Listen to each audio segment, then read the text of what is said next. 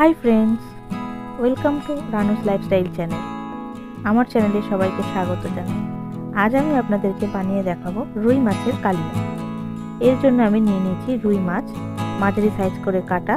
নিয়ে নিয়েছি দুটো বড় বড় সাইজের পেঁয়াজ কোচানো, একটা টমেটো কোচানো এবং 3টে গোটা কাঁচা লঙ্কা।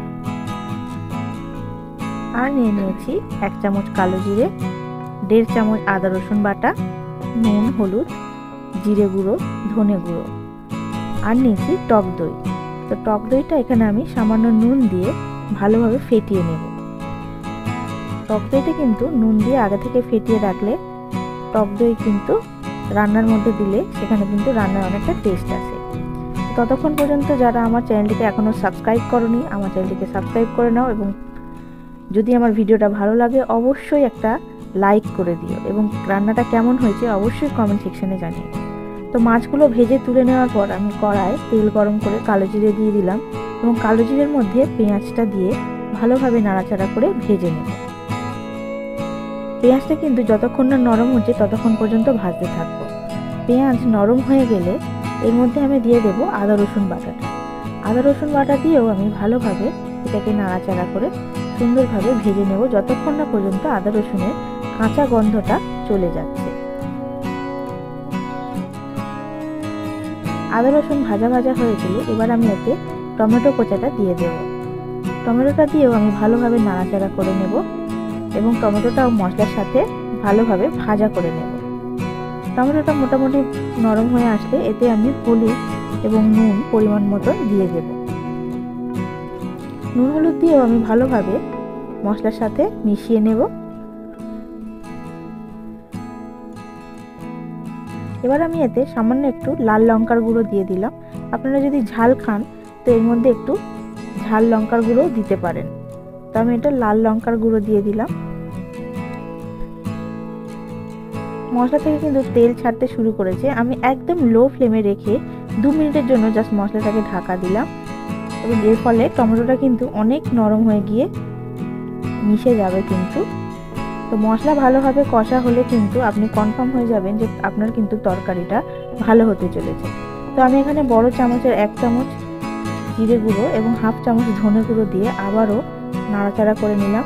জিরে এবং ধনে গুঁড়ো দেওয়ার ফলে কিন্তু মশলার যে তেলটা ছিল জিরে ধনে গুঁড়ো টেনে নিয়ে কিন্তু অনেকটা শুকনো হয়ে গেছে। আমি আবারও মশলাটাকে কষানোর জন্য 2 মিনিটের জন্য ঢাকা দিলাম এবং মশলাটা কষে গিয়ে দেখুন হালকা হালকা তেল ছাড়তে শুরু করে দিয়েছে। তো আমি এবার এর মধ্যে ফ্যাটানো টক দইটা ভালোভাবে দিয়ে দেব।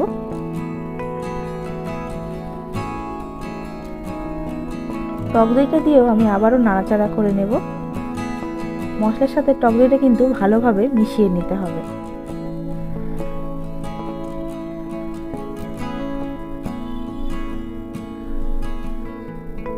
টক দইয়ের সাথে মশলাটা কিন্তু মেশাতে মেশাতে গ্যাসটা কিন্তু একটু মিডিয়াম ফ্লেমে দেবেন, দিয়ে কিন্তু এটা ভালোভাবে কষিয়ে নেওয়ার পর আবারও লো ফ্লেমে করে ঢাকা দিয়ে দেবেন 2 মিনিটের জন্য।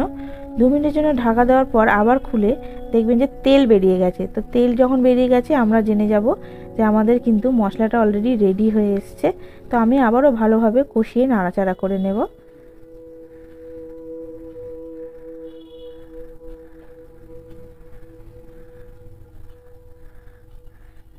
রান্না থেকে কিন্তু খুব সুন্দর একটা সেন্ট বেরিয়েছে। তো এবার আমি কিছুক্ষণ নাড়াচাড়া করার পর গোটা কাঁচা লঙ্কাগুলোকে হালকা ফাটিয়ে ফাটিয়ে এরকমভাবে তরকারিতে দিয়ে দেবো। এর ফলে তরকারিতে কিন্তু হালকা একটা ঝাল হবে। তো আমি যেহেতু বেশি ঝাল করব না তাই জন্যই আমি কিন্তু এটা করছি। আপনারা যদি ঝাল খেতে চান অবশ্যই লঙ্কা ব্যবহার করবেন। তো এবার আমি এখানে গরম জল তরকারিতে অ্যাড করে দিলাম। আমি অল্প অল্প করে গরম জল দেবো এবং অল্প অল্প করে নেড়ে মশলার সাথে মিশিয়ে নেব। আমি প্রথমে অল্প জল দিয়ে মশলার সাথে ভালোভাবে মিশিয়ে নিলাম এবং পরে আমি আরও একটু জল অ্যাড করব।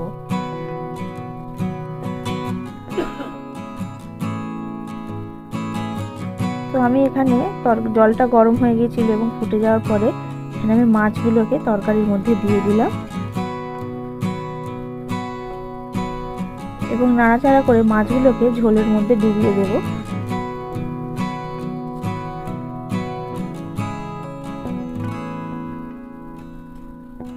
এবং জাস্ট 2 মিনিটের জন্য তরকারিটাকে কিন্তু ঢাকা দেব। ঢাকনা খুলে দেখলাম তরকারিটা কিন্তু ভালোভাবে ফুটে গেছে। তো আমি এখানে সামান্য হাফ চামচেরও কম গরম মশলা দিয়ে দিলাম, দিয়ে ভালোভাবে নাড়াচাড়া করে নিলাম গরম মশলাটা যাতে তরকারির মধ্যে ভালোভাবে যায়। এবার আমি সামান্য একটু চিনি এতে দিয়ে দিলাম। চিনি দিলে তরকারির টেস্টটা কিন্তু অন্যরকম হয়। এবার আমি ওপর থেকে ধনে পাতা ছড়িয়ে দিলাম। এবার আমি ভালোভাবে নাড়াচাড়া করে আপনাদেরকে দেখাবো তরকারিটা ঠিক কতটা সুন্দর হয়েছে। হয়ে গেল আমাদের কিন্তু খুব সিম্পল একটা রান্না, রুই মাছের কালিয়া। এতে কিন্তু বেশি কিছু ইনগ্রেডিয়েন্টস লাগে না, বেশি কিছু জিনিসপত্র লাগে না, ঘরোয়া জিনিসপত্রতেই আপনার এই রান্নাটা কিন্তু কমপ্লিট হয়ে যেতে পারে। রোজ করে একঘেয়ে রান্না না খেয়ে আপনারা কিন্তু এটাও একবার ট্রাই করে দেখতে পারেন। তো বন্ধুরা, আজ তাহলে এই অবধি থাক, পরে আবার দেখা হবে নতুন অন্য কোনো রেসিপি নিয়ে।